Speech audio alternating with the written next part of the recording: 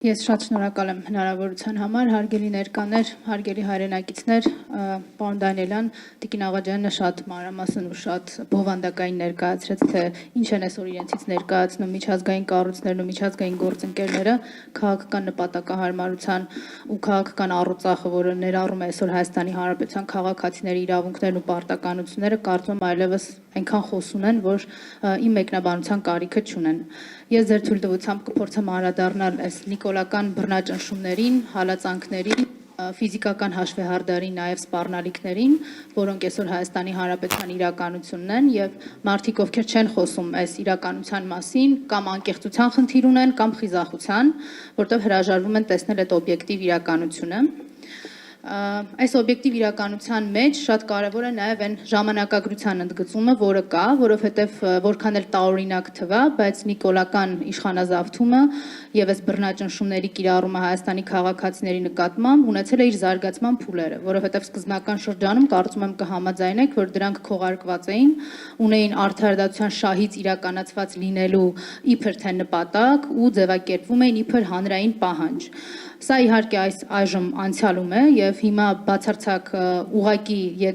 եթերում ուղակի հրահանգավորումները, քաղաքական հաշվեհարդարը, ֆիզիկական հաշվեհարդարի սպառնալիքները, որ կան Հայաստանի քաղաքացիների նկատմամբ, ունեն մեկ հիմնական նպատակ՝ ուղակի լռեցնելու ազատ խոսքը։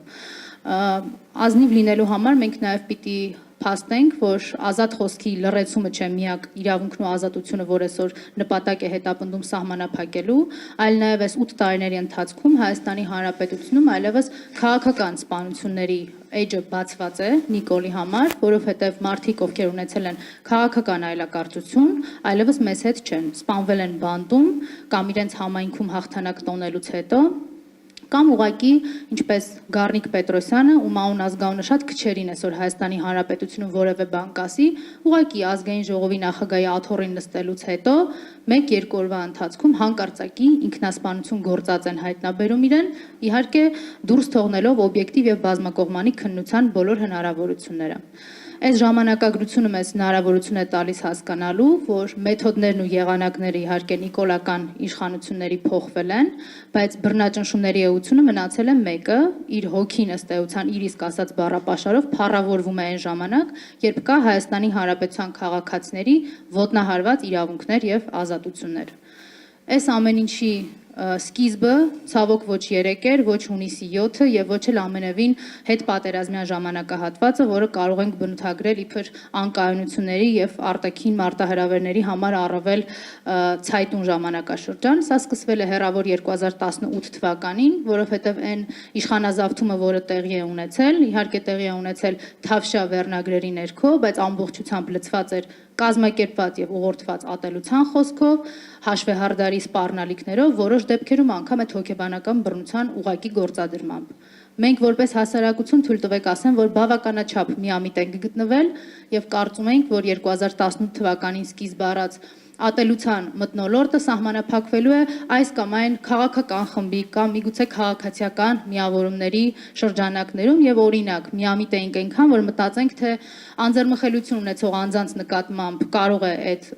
հաշվեհարդարի դրսևորումները լինեն, բայց այն մեզ հաստատ դա չի հասնելու։ Եվ սա է նաև բերել նրան, որ մենք այս տարիների ընթացքում ունեցել ենք կին քաղաքական բանտարկյալներ եւ ունենք այժմ էլ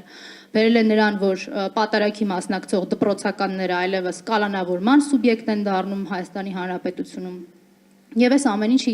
իրականում պիտի ձևավորի միայն հանրային իմունիտետ, որտեղ ակնհայտ է, որ այսօր Հայաստանի Հանրապետությունում պետաիշխանական լիազորություններով օժտված որևէ ինստիտուտ պատրաստ չէ զբաղվել Հայաստանի քաղաքացիների իրավունքներով ու ազատություններով։ Ես ամփոփելով միտքս ուղղակի ուզում եմ ասել, որ լինելով այն կուսակցության կազմակերպության անդամ, որը այս տարիների ընթացքում բազմաթիվ բռնաճնշումների է ենթարկվել, մենք երբևէ չենք տարանջատել այն անձանց, ում իրավունքները սահմանափակվում են, այսօր էլ քաղաքական հալածանքների միջով անցնող ցանկացած անձի